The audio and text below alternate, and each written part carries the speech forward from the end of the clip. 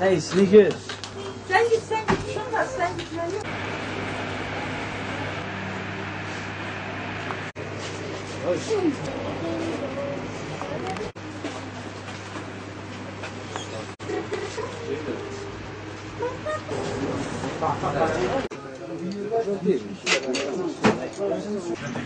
Nerede tutmuş olmazsa kapatmışsın.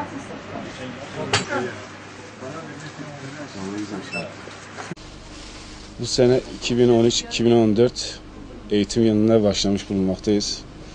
Velilerimize, öğrencilerimize ve okul müdürlerine, okul idarecilerine, öğretmenlerimize hayırlı olmasını dileğiyle.